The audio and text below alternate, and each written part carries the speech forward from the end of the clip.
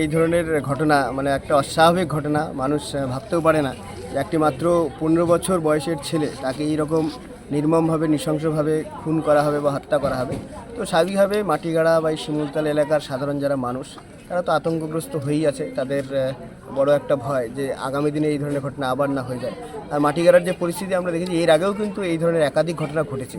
আমি এখানটা তো পরিবারের সাথে যে কথা বলছিলাম তারাও বললো যে প্রায় 1 কিলোমিটার দূরেই এর আগেও 2-3 বছর আগে আরেকটা এরকম অল্প বয়সী ছেলে 12-13 বছরের ছেলে তাকেও খুন করা হয়েছিল। মাটিগাড়া একটি স্কুল পড়ুয়া মেয়ে 11-এর তাকেও খুন করা হয়েছিল। স্বাভাবিকভাবে মাটিগাড়ার এই আইন শৃঙ্খলা পরিস্থিতির যে অবনতি সেটা আমরা দেখতে পাচ্ছি, বুঝতে পারছি।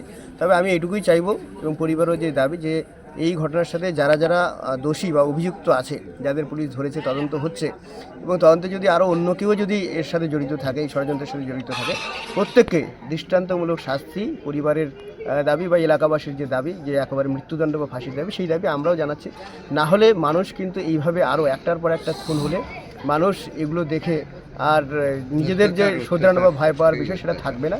মানুষ এগুলো দেখে আরও উৎসাহ পাবে আর মানুষ ভয়ভীত না হয়ে এই ধরনের খুনের প্রতি, খুন করার প্রতি আরও প্রবৃত্তি বাড়বে। তো স্বাভাবিকভাবে পুলিশ, প্রশাসন, কোর্ট যেখানেই বিচার হোক না কেন আমরা এটাই চাইবো যে দোষীদের দৃষ্টান্তমূলক শাস্তি, তাদের মৃত্যুদণ্ড হোক এবং তাহলেই এলাকাবাসীরও ক্ষোভ কমবে এবং আগামী দিনে এই ধরনের ঘটনা ঘটার কেউ সাহসও পাবে না।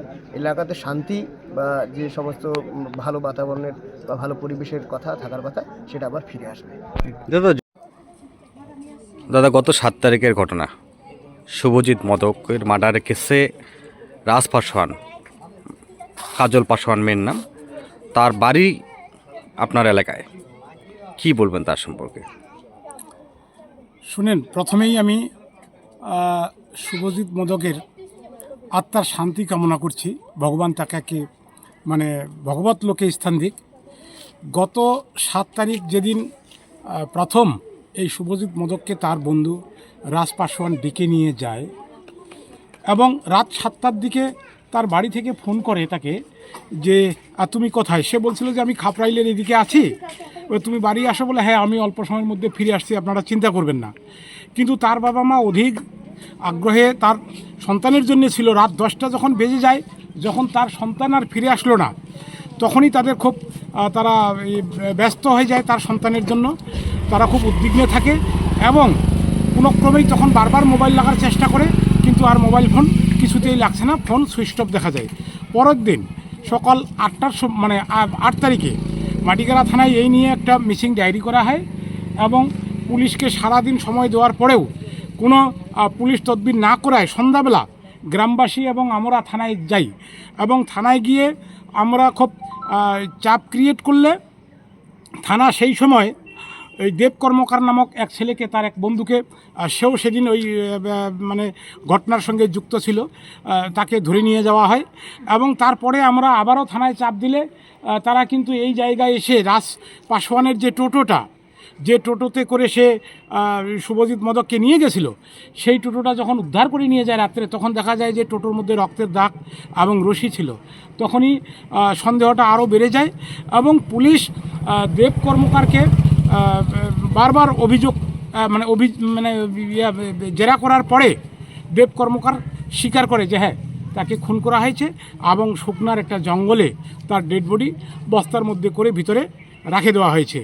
তারপর পুলিশ সেই এটা নেয়। তবে সবচেয়ে বড় কথা হলো কি, যে এত বড় একটা ভয়ঙ্কর দুঃসাহসিক দুর্ঘটনা মানে এই এলাকায় যেদিন থেকে হয়, এই এলাকার মানুষ ভীষণ মানে আতঙ্কগ্রস্ত এবং সশস্ত্র অবস্থায় এরা আছে যে আমাদের এই জায়গায় কি করে মাত্র এই 15 বছর বয়সের একটা মাসুম ফুটফুটে বাচ্চাকে নির্মমভাবে ডেকে নিয়ে গিয়ে বিভিন্ন জায়গায় শরীরে মানে চাকুর আঘাত ছিল, আরও বিভিন্ন কিছু ছিল, এইভাবে আঘাত করে জানা গেছে নাকি কোমরের বেল্ট খুলে তাকে বেল্ট দিয়ে গলায় পেঁচিয়ে তাকে নাকি হত্যা করেছে।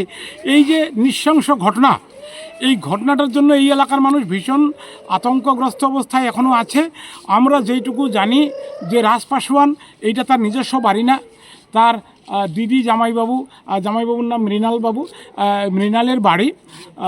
এই রাজ পাসওয়ান কিন্তু মাত্র 4-5 বছর ধরে এখানে এসে বসবাস শুরু করছে। তার আগে সে এখানে থাকতো না, তার আগে সে কাওয়াখালীতে কোনো এক বাড়ি ভাড়া নিয়ে থাকতো।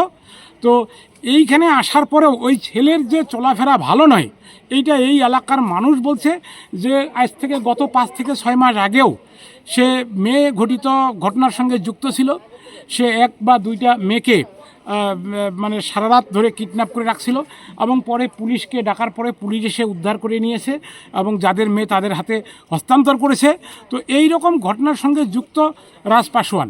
এখন এলাকাবাসীর যেটা দাবি আমাদের, যে এই ধরনের যে অপরাধ, এই অপরাধের জন্য যেন প্রশাসন যেন দৃষ্টান্তমূলক শাস্তি দেয়, যেন এই রকম শাস্তি দৃষ্টান্তমূলক দেয় যে ভবিষ্যতে আর এই রকম উঠতি বয়সের ছেলেরা কোনো ক্রমেই এই রকম অপরাধ করার সাহস না পায়। আমরা তাই প্রশাসনের দৃষ্টি আকর্ষণ করছি আপনাদের মিডিয়ার মধ্য দিয়ে, যে প্রশাসন আজকে এই এলাকার সমস্ত মানুষ তাদের কিন্তু দৃষ্টান্তমূলক শাস্তি চাচ্ছে, তারা সকলেই কিন্তু তাদের ফাঁসির দাবি করছে। তো জনগণ যদি তার ফাঁসি দেখতে পায় তাহলে ছেলের বাবা মা সহ এলাকার মানুষ কিন্তু কিছুটা হলেও শান্তি পাবে।